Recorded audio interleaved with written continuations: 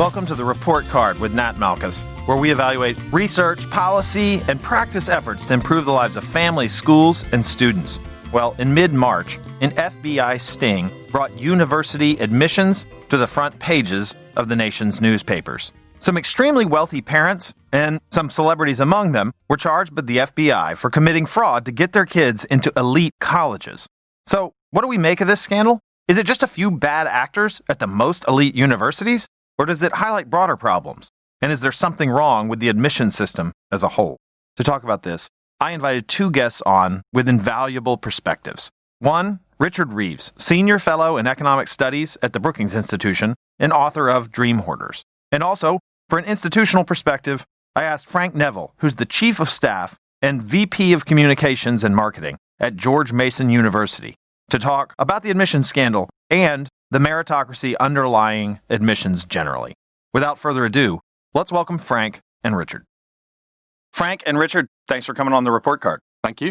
So, Operation Varsity Blues blew this open. The FBI charged 50 people for committing fraud to get their kids into elite colleges. Elite used loosely because, Wake Forest was included in there. But nonetheless, this scandal was orchestrated by this guy, Rick Singer, from 2011 to 2019.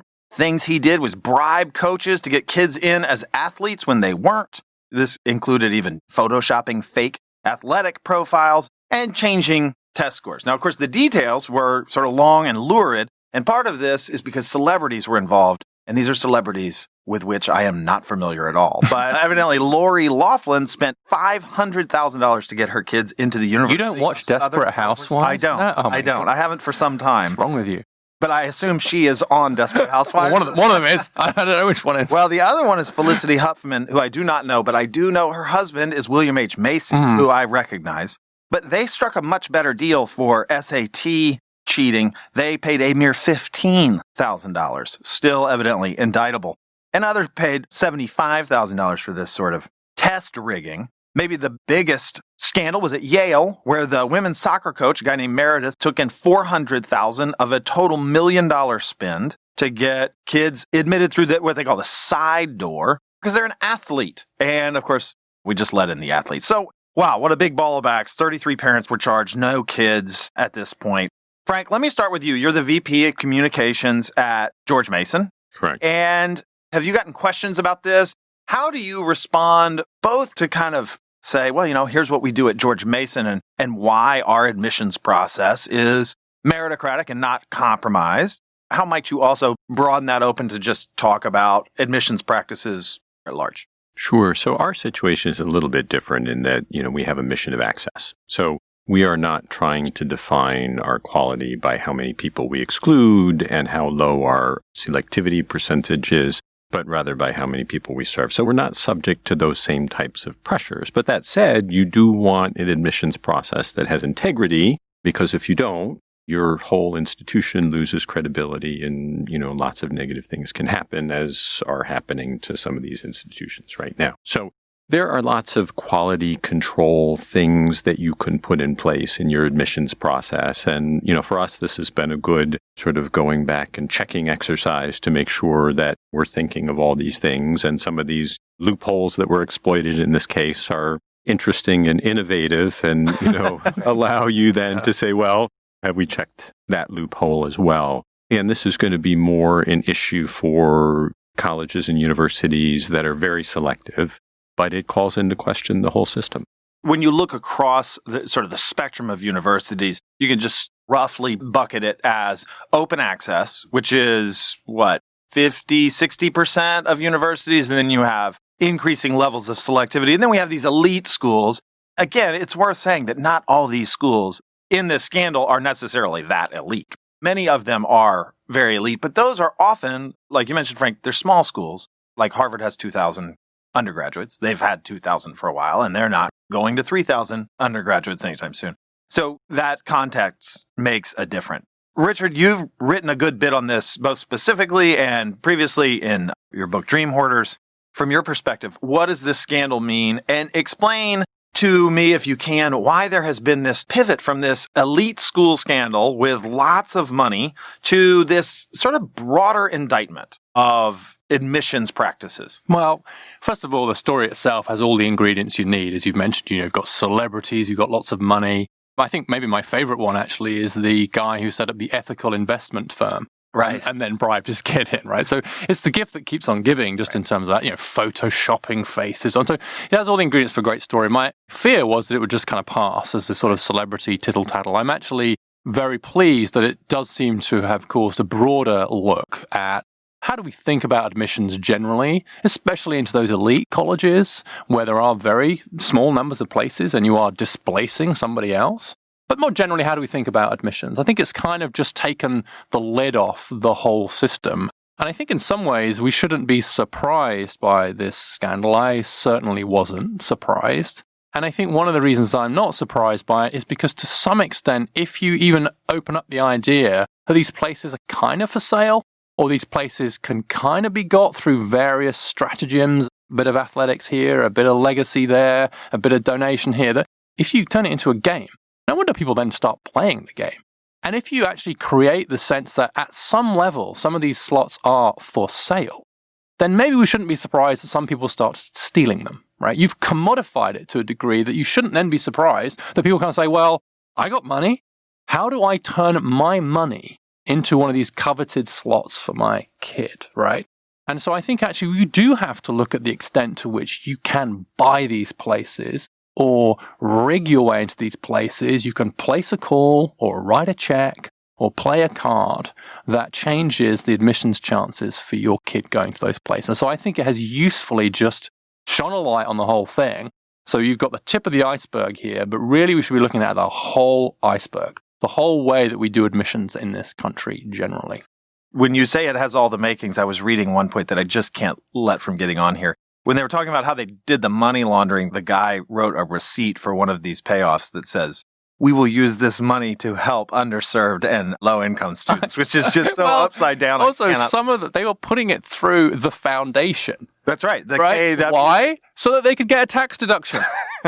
Like, it's not enough to bribe your kid in. I also want to make it tax deductible. Yeah, well, is this bribe tax deductible? It's the most American thing you could possibly have. But there's one positive element. I'm glad you mentioned the question of how we do admissions in this country, and I'm very interested in talking more about that. But there's one positive element of how we do admissions in this country that has actually contributed to this problem, right? Which is the lack of transparency, right? Or the opaqueness of the process. And any lack of transparency then, lends itself to potential abuse. But lack of transparency also allows colleges and universities to make more nuanced decisions on admissions, which in general and in principle is a good thing. And you can compare it quite starkly with other countries, for example, China or South Korea or Japan, whereby your performance on a standardized exam slots you into a university that is commensurate with your test score. So how you do on the high school exam, or the college placement exam, I guess, more accurately, then sort of determines where you end up, right? So there's tremendous pressure. There's a tremendous workload on kids in high school in these places because that exam is so important. Here in the United States, taking a more holistic view of things, has some downsides where kids are overscheduled and they're in drama club and all these other things just, to pad their resume or improve their application. But overall, it results, I think, in measuring or evaluating a more well-rounded individual, which is sort of the purpose of higher education in this country, as opposed to just teaching a specific set of knowledge. So there's a good part of it, but that has the downside then of, in darkness, various things can happen. Well, I'm really glad you raised that, because I think this issue of opacity, not knowing what's going on behind the screen, is kind of like a veil of ignorance, basically. Sometimes I think it's a bit like the papal smoke going up, it goes white, we have a new pope, but no one knows why. And admissions feels a bit like that too. And that can be used for different purposes. So you pointed to the way it can be used in a good way, which is we're going to let in a bunch of kids who academically and various other ways are not at the same level as some of the more privileged kids. We're going to let them in anyway because we think it's important to get diversity. We think it's important to take into account their backgrounds. We kind of do that stealthily, kind of behind the scenes, because if we don't, all hell will break loose and we'll have a difficult time of it. Or you can use it to kind of let in the kids of donors, or you can tilt to athletes or legacies and so on. So it seems, as a general principle, I tend to think that complexity and opacity is more of a friend of the upper middle class than it is of the poor. But it could be both, right? And I think in real life, it is both. It's a bit of both is going on. It should be. It should be a friend of both. But I agree. I think it is more a friend of the privileged who know how to work that system.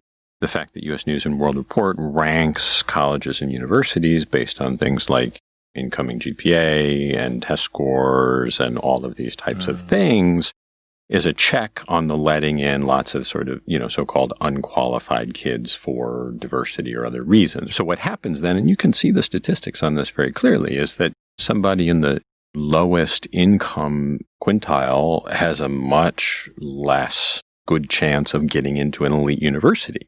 I find it hard to believe that intelligence is not relatively evenly distributed among humans, right?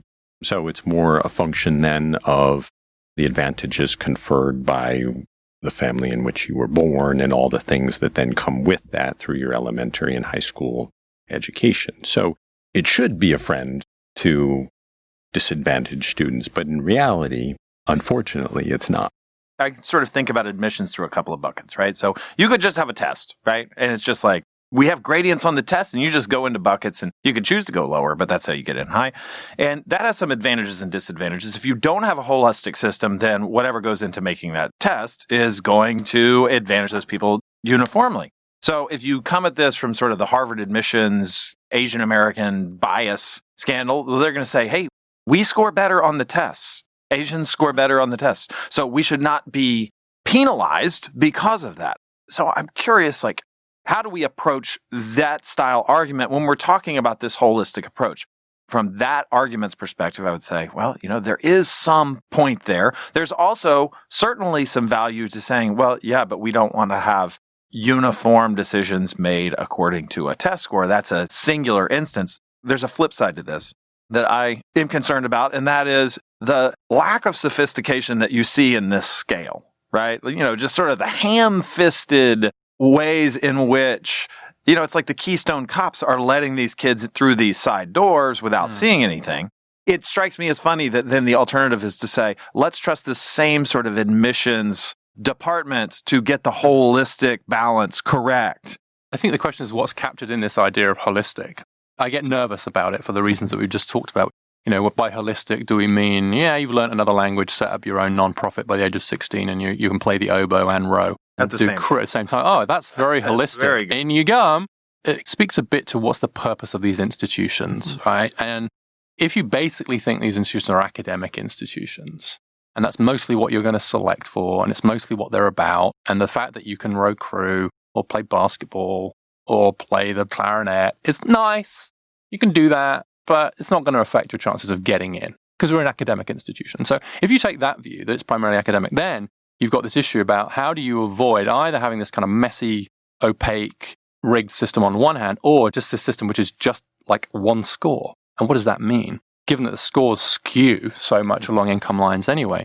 Here, I think, is a useful analogy with the selective high schools. So there's a big argument going on in New York right now, which is if you just have a simple cutoff, then actually the selective high schools in New York are increasingly becoming dominated by Asian American students, and there are fewer and fewer Black and Hispanics. Worse in Stuyvesant now than in 1940. Correct. But it's just a test. Whereas the Chicago selective high schools take 20% of their kids from each corner of the city.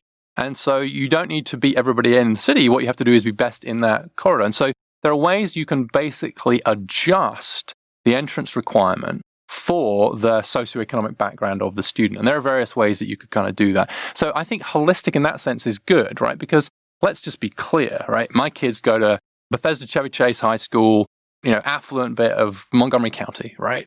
If they get an SAT score of 1200, I think the kid who from a Southeast Washington, D.C. school gets 1100, probably at least as smart as my kid, taking everything into account. So their 1100 is worth my kid's 1200. And so we just find a way, which you can do it scientifically, to just bake that in. The problem with that is the upper middle class lose it because they're like, we're doing everything to get our kid an SAT score of 1200 or 1300 or whatever.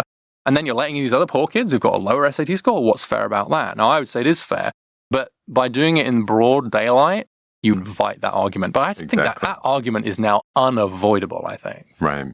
I think from an academic perspective, the questions that you should be asking, and I'm not saying this is the way everybody asks it, but the questions you should be asking are twofold. One is, can this student succeed in this environment? And can this student contribute in this environment? Right. And so it should be a combination of those two things. And this is one of the arguments for slightly different standards for athletes. Athletes, especially at large schools, get lots and lots of academic support. I know my son plays Division I sports at a very, very high level, and he has to go to study hall every night. And he has an academic advisor that travels with the team to away games. So the question is this kid going to succeed academically in this environment, right? And you can adjust that in various different ways. One thing we discovered, too, in our partnership with Northern Virginia Community College is that our GPA requirements for transfer students from Nova were too high because students at a lower GPA, because we admitted some of them, we weren't on a strict, but students in the lower range were succeeding, right? So we ticked that down with no impact on graduation and other outcomes. And outcomes didn't go down when you lowered that. That's the succeed question, right? And then the contribution question.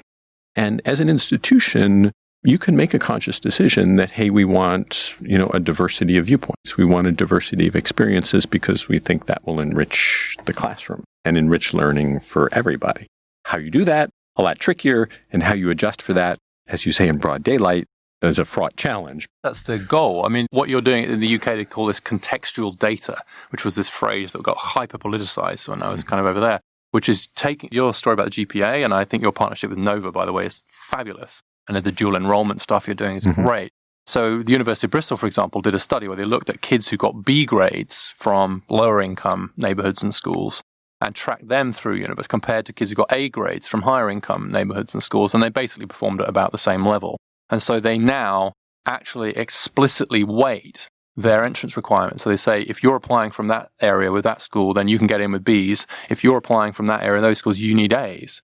Because they're pretty sure, based on the research, that they're equivalent. And the same's probably happening with your GPAs, right? Just for the kids from Nova who get that GPA, given everything that is in their background, that's telling me something different about their innate ability, if you like.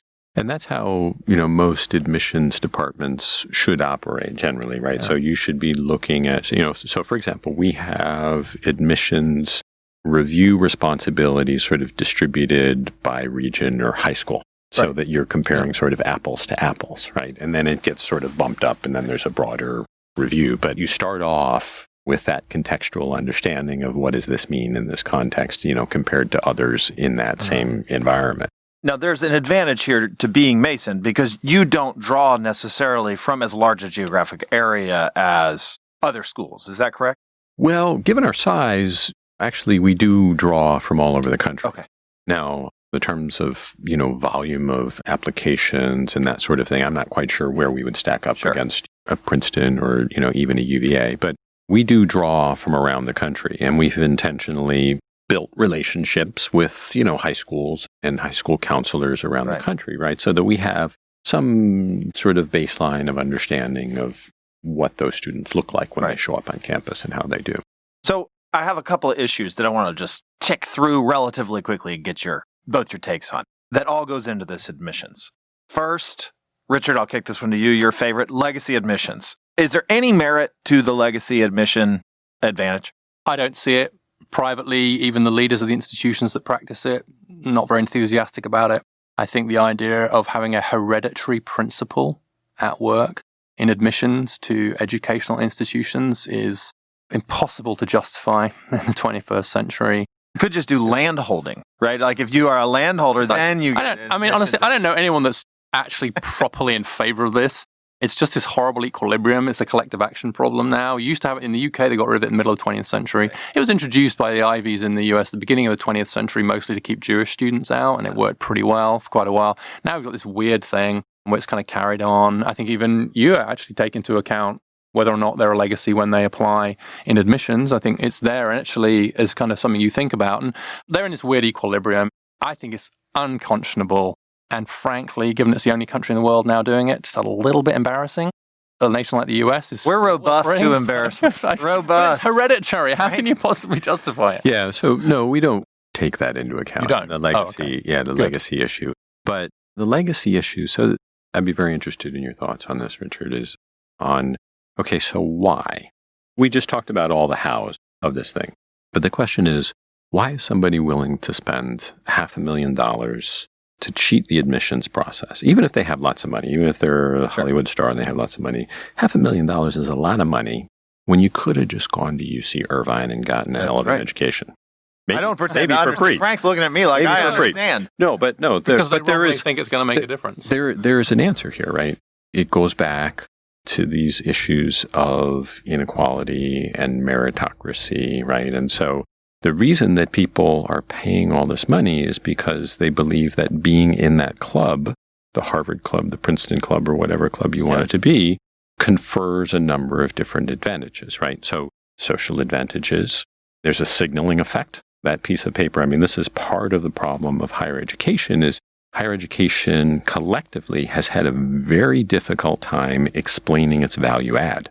So instead of looking at outputs like you would in any other industry, you measure value by inputs, right? Which makes absolutely no sense. So how do you decide whether a university is a good one or a bad one? I'm not going to ask you that question, but if you ask a person that, any person on the street outside here, ultimately, it's going to come down to, well, it's hard to get into, or they have a good reputation, right? Which goes back to it's hard to get into, right? So the question is not what they do, what they teach, what they contribute to a student's education. It's the fact that they got admitted to an exclusive club. So the big question is like, why are people doing this? That's the double tragedy of this is that it looks as if the people for whom getting access to those elite institutions makes the biggest difference are those from a lower income background. Maybe because it gets them access to networks and into rooms they wouldn't otherwise have gotten into, whereas the smart kid from a rich background was going to do fine anyway. This story puts a slightly different twist on that, because actually, if your kid is, let's say, not all that bright, then actually getting them into an elite institution probably does make sense, because it's going to signal to the labor market that they're smarter than they really are. And so actually, the evidence suggests that the dumber your kid, the more important it is to get them into a good college. If your kid is smart, the good college isn't going to have much effect. But if your kid's a bit dumb, and of course none of our kids are dumb, let's be clear. Nobody has dumb kids. Absolutely not, right? But maybe what these celebrities are doing actually kind of made sense, because these kids couldn't get in on their own merit. There's also some distinguishment between the parents, too, because Huffman only paid $15K, and the other lady paid $500. So, there's how much they spend in. It's hard to know where this market clears, to be honest. Let me ask the second question. I've seen some people say, the real problem is the test scores, that we do this on tests, the SAT, and both of these arguments I've seen are decidedly on the left, and one is the tests are biased, and the other one is the tests are the best anti-bias that we can use. So, does the test make the system more meritocratic or less? I think I'm going to take the Churchill line about democracy. It's the worst system except all the others.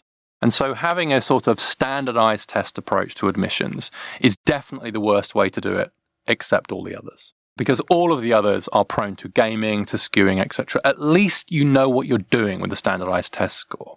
The question then is, how do you take into account the context within which someone took that test and the score that they get against their background, so that you're being fair, right? So that you're not treating 1,200 as 1,200, independent of how hard they had to work or how to get that 1,200. But if you allow for that in it, and then you maybe introduce some sort of lottery element, let's say you need 1,200.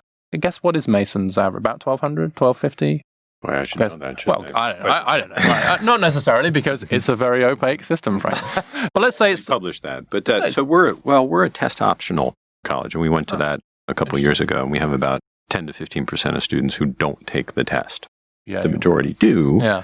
But let me ask. Let's pull a name out. In lieu of these 10%, in lieu of this test, don't you have to know what their GPA is and what their school quality is? So you need more information because you don't have this measuring test, which is the argument for, hey, it's the equalizer, right? The kid from Southeast DC or from Brooklyn who comes from a nobody school and they score a 1250 on the SAT. All right, bring them in. That's the kid we want, right? I mean, it seems to me that it's certainly helpful. It's certainly a helpful data point. But making it optional gives then students more flexibility. If they think it will help them, then they're able to do that, and it becomes part of the information set. Again, Mason is a different entity, right, with a different mission. We don't have this elevated selectivity bar, right, whereby all of these decisions come under this type of scrutiny, right? And again, our idea is we can help people advance their lives, build careers, get on a different trajectory. We have lots and lots of first-generation students. We have lots and lots of Pell Grantee students. Our focus is, again, assuring that students have a reasonable chance of being successful in our environment, and then doing everything we can to provide that value add.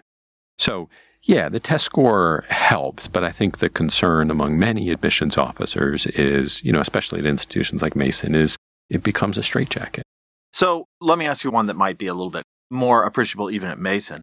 Donations. If some parent gives $250,000 toward a building fund, and there's a little bit of a quid pro quo maybe about admissions, I mean, isn't sort of the just answer if you can repurpose those funds to let other kids that don't have the money come to a quality institution? Is this not sort of okay? I'm not talking about the individual kids. I'm just talking about from an institutional perspective. So we would love to have the donor attention and challenges that Harvard... You'd like to have that problem? I would love to have that problem. You don't have a big enough endowment yet to have those problems. You really have the problems with overt giving when you have a big endowment. But there's a serious question here, and I'll give a serious answer to it, is you need to have some formalized mechanism to deal with those types of things. Otherwise, it runs amok. So what we do is we have a process whereby important individuals, right, so board members or trustees on the foundation or something like that, podcast hosts, we'll add that category, have a mechanism whereby they can make their preferences known in an above board way. And that goes straight to the director of admissions, right? So you don't have low-level admissions officers being subject to these types of pressures. And then there's some accountability. And our mantra on those types of things is A+ service, no special treatment. But you need to have a mechanism for that type of thing. Richard? So you want them to feel better about the outcome, even if the outcome isn't influenced by the way they've been treated by the institution? I mean, so important friend, as a university or any other institution, you have important friends. And you want to make sure those friendships are recognized, right? And so when people come to you with things, especially as a state institution, we're subject to even more rules than private institutions and more transparency and oversight and all those types of things. And we're using state funds.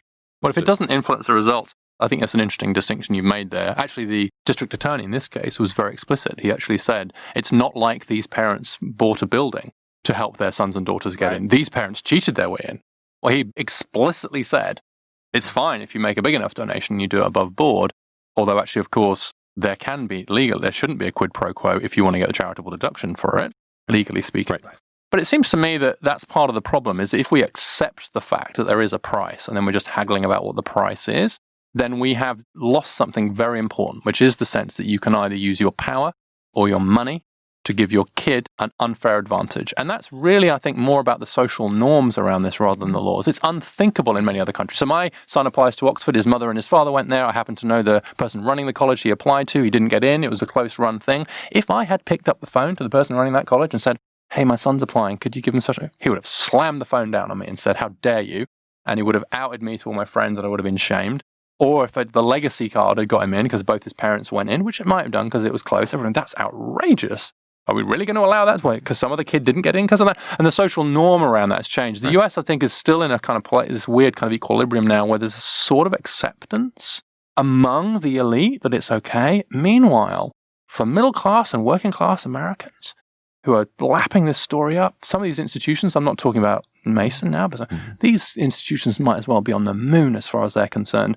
And this idea that celebrities or rich people or donors or people who've got the right strings to pull can get their kids in to these institutions, I think speaks to quite a profound problem. Larry Bacow from Harvard was here at AAI talking about this, and he was saying these are real challenges.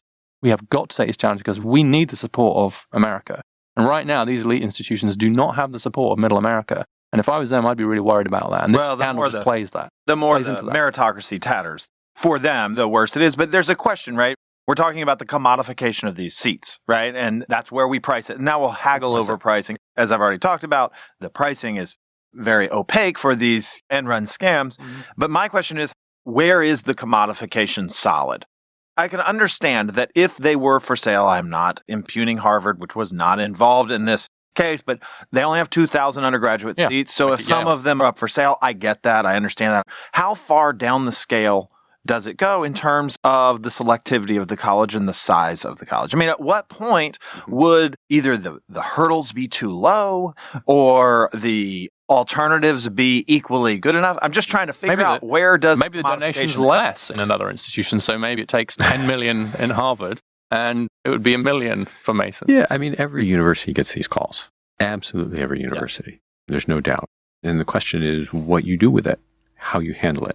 I mean, do you have some, again, regularized process of dealing with people who are important to the university and who are requesting things of the university that you're probably not going to give, right? So, how do you handle that? We're fortunate.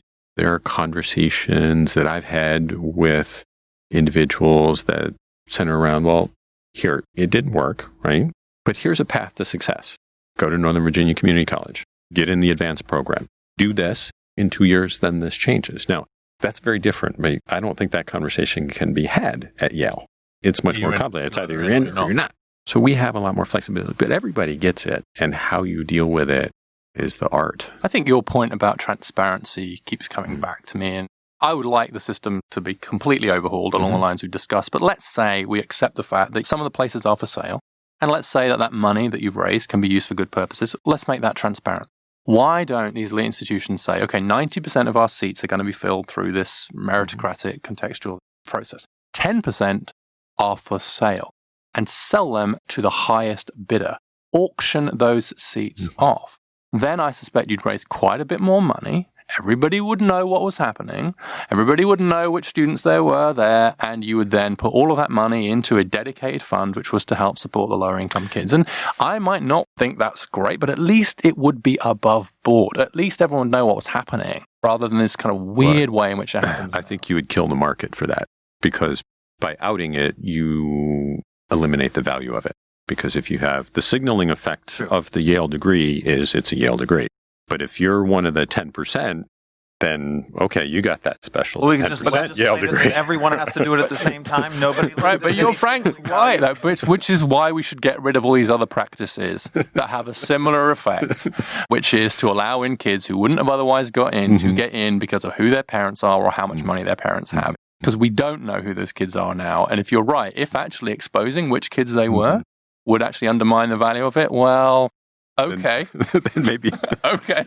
Now, maybe it's a good idea. I think it's important to recognize that there is a flip side to this, and that universities, to varying degrees, are making efforts to open up access to students that can't afford it, that come from disadvantaged backgrounds, and so forth. So the entire story of college admissions is not, at least from my perspective, oriented around serving the wealthy, and that it may be that over time, the people that may get squeezed are probably not the most wealthy, which will continue to have access mostly no matter what goes on.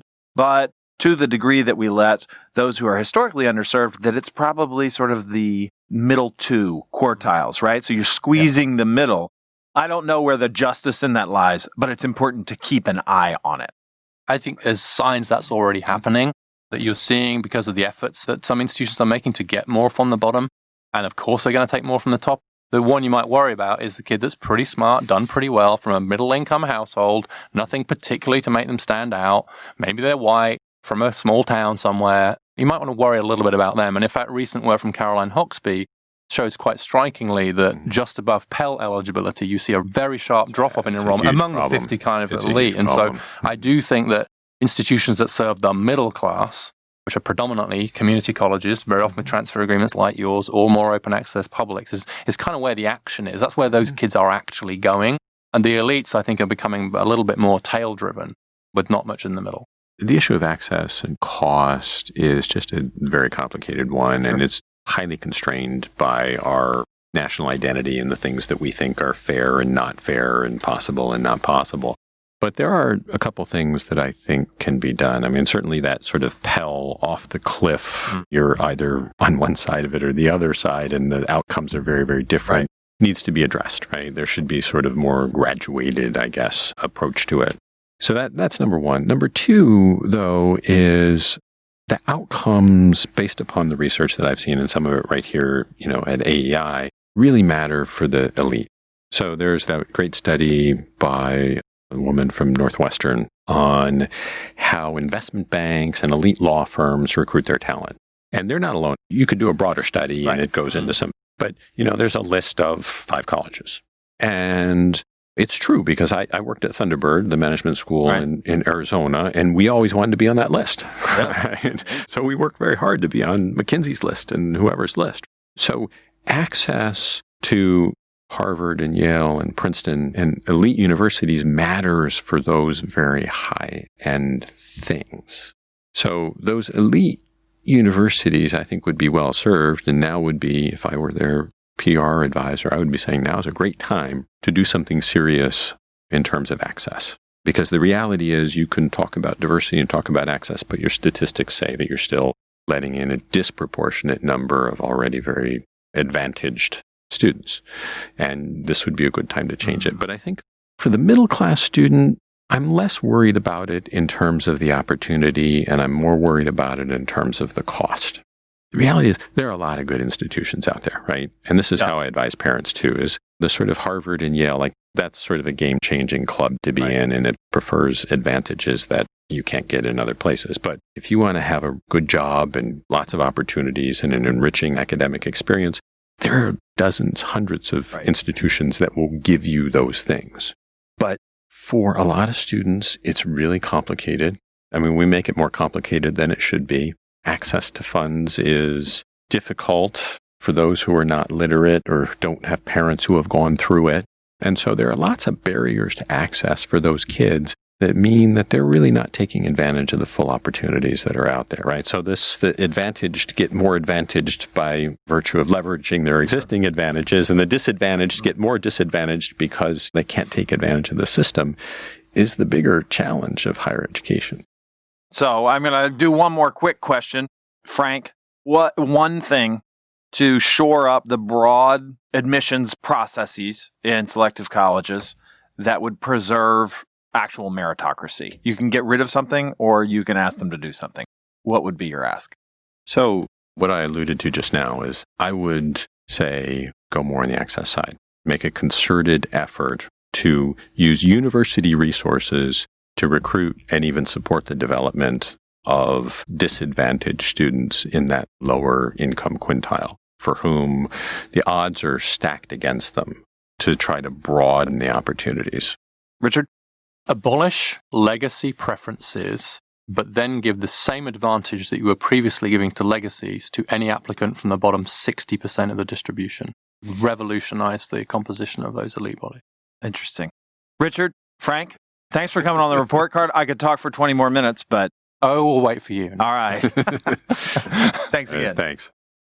Thanks for listening to the report card. And special thanks to our guests, Frank Neville and Richard Reeves. As a reminder, the report card now has its own iTunes page, so you can get every episode of the report card and subscribe on Apple Podcasts, Google, Stitcher, or your favorite podcast player. And if you enjoyed this podcast, don't forget to review us on iTunes or Google. It helps others find the show. Of course, this episode would not have been possible without our excellent team of producers that includes Sophia Gallo, Cody Christensen, Macy Heath, and Gage Hurley. If you have any comments or questions or suggestions for topics for future episodes, drop us a line at ed.podcast@aei.org. And until next time, I'm Nat Malkus.